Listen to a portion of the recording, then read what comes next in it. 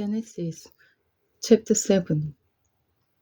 The Lord then said to Noah, "Go into the ark, you and your whole family, because I have found you righteous in this generation. Take with you 7 pairs of every kind of clean animal, a male and its mate, and 1 pair of every animal, a pair and its mate, and 1 pair of every kind of unclean animal, a male and its mate. And also 7 pairs of every kind of bird, male and female, to keep their various kinds alive throughout the earth.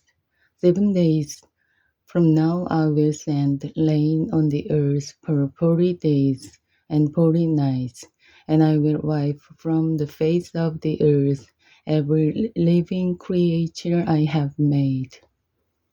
And Noah did all that the Lord commanded him. Noah was 600 years old when the flood waters came on the earth, and Noah and his sons and his wife and his sons' wives entered the ark to escape the waters of the flood.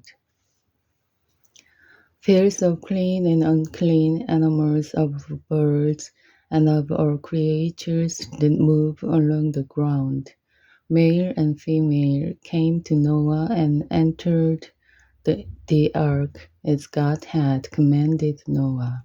And after the 7 days, the flood waters came on the earth. In the 600th year of Noah's life, on the 17th day of the 2nd month, on the day of the springs of the great deep burst forth, and the floodgates of the heavens were opened, and rain fell on the earth 40 days and 40 nights. On the very day, Noah and his sons, Shem, Ham, and Japheth, together with his wife and the wives of his 3 sons, entered the ark. They had with them every wild animal according to its kind, or livestock according to their kinds, every creature that moves along the ground according to its kind, and every bird according to its kind, everything with wings. Pairs of all creatures that have the breath of life in them came to Noah and entered the ark. The animals going in were male and female of every living thing, as God had commanded Noah. Then the Lord shut him in.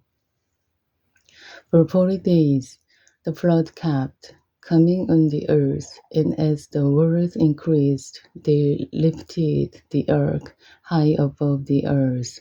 The waters rose and increased greatly on the earth, and the ark floated on the surface of the water. They rose greatly on the earth, and all the high mountains under the entire heavens were covered.